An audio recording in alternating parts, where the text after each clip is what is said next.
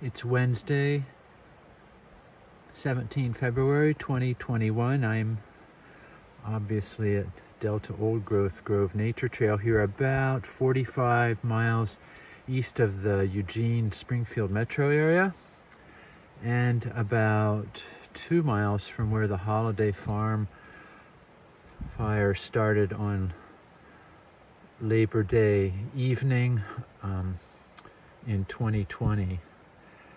This is a site that I've brought my students to for, well, almost 4 decades, to look at the textbook example of old growth forest here at the confluence of the South Fork of the McKenzie and the main fork of the McKenzie.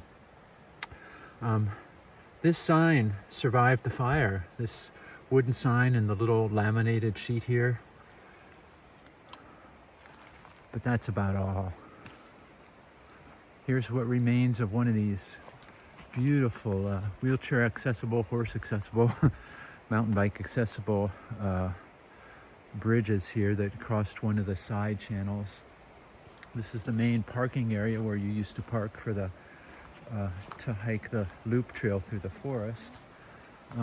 The fire came through here so fast after it started because of the incredibly strong east winds that night that people cleared out of the campground here. Nobody died, but they didn't even have time to empty the trash cans. But a black bear came by sometime since then and emptied the trash can for us, but we'll need to clean this up. Maybe I can do this today, at least put it back in the can. This campground's closed. It will never reopen again.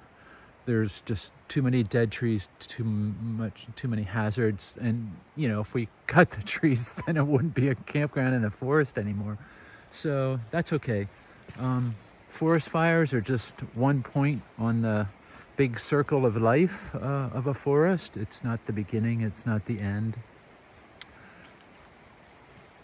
I'm kind of sad to come here.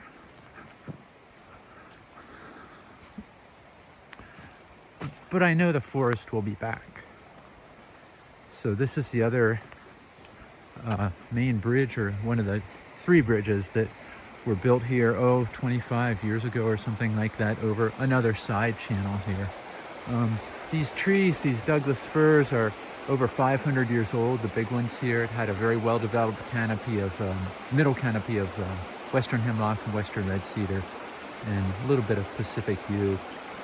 I thought about crossing here, but gosh, at my age, I mean, the steel is still good here. The structure of the bridge, all the wood, of course, is gone, but it's a little trickier than I should do, especially because I'm alone here. So anyway, I'm not going to go over, at least today, to that side, which was the main part of the stand, but it looks like it was 100% burn here, which is really unusual for an old growth forest. I mean, they're more resilient than younger forests. A fire might burn through at ground level, or it might go through part of the canopy, but not all of the canopy. But here, just looking around at this forest, I mean, even though there's some needles still on some of the trees, those trees aren't going to survive. The needles are dead, or if there are a few green ones, they're going to die in this coming growing season. So again, it's only mid-February here.